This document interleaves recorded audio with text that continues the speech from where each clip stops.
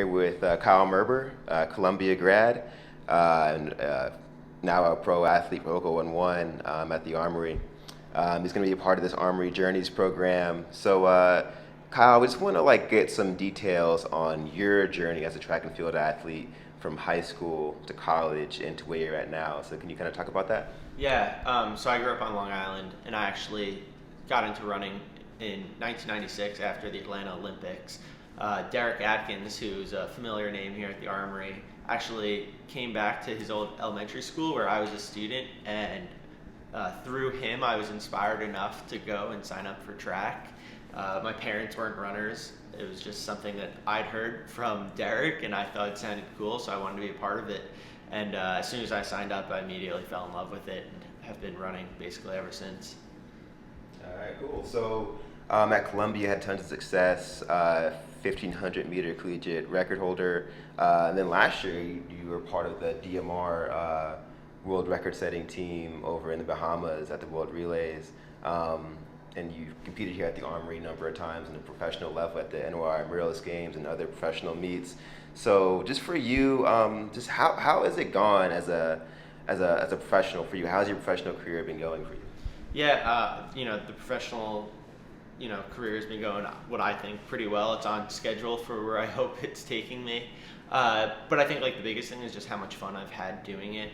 Traveling the world, getting an opportunity to compete in so many big, great meets, just meeting awesome people, and just the day to day of the whole process has been really enjoyable. So the times are coming down slowly. The wins are starting to rack up, and so yeah, I mean things are on schedule, and look forward to what's coming.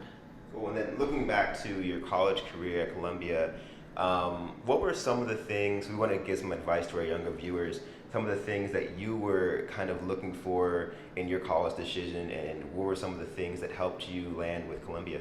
Yeah, I think the biggest thing when looking for a school, especially as an athlete, is what is going to make you happy.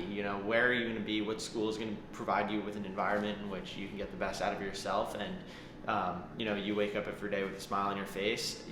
Maybe one coach is somewhere else that you think might be the best coach in the world, or this is the most competitive team that is interested in me, or this is my dream school, but it's not necessarily the track program I want. And for me, Columbia was kind of the culmination of everything. It was a place where I knew that even without running I would be happy, but with running I would be even happier. And I just really, really believe that a happy runner is a fast runner. And so Columbia kind of just provided me with that opportunity to be happy and to run fast. And so, what were some of the unique challenges you had to overcome with just being a track and field athlete in New York City? Yeah, so I think that was something that a lot of people are scared of before they actually check out New York City and before they come here on a visit. But Columbia was so close to Central Park that it was easy to hop right in and get your 10-mile run in. You can run on the West Side Highway. We would go up to Van Cortlandt Park, obviously come up to the Armory. And there's a lot more opportunities and places to run than I realized probably before actually coming on my visit, let alone being at the school. But maybe the thing that was most difficult about training in New York City wasn't finding a place to run, but trying not to get distracted by all that New York City has to offer. I mean, there's always a restaurant that you want to try. There's always a sports event going on. There's always a concert. And so sometimes learning to say no is the hardest part. Sometimes the right thing to do is stay in, watch a movie, and go to sleep early. All right, and then so what kind of, because I know distractions are a pretty big factor for young kids in track and field, whether it's, not being distracted from doing their studies or going to practice or doing things. So what's some advice you would give to younger athletes, on just setting a goal and sticking with it and not becoming distracted? Yeah, I think the biggest way to avoid distractions is kind of just to remind yourself of your goals and what you're trying to accomplish.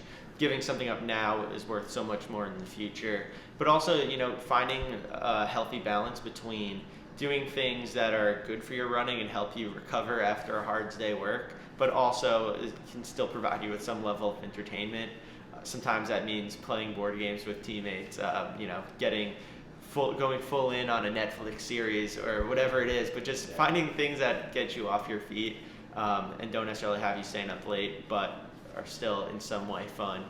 So yeah, I mean, you you can maybe get a little creative in establishing some new hobbies, but it's possible.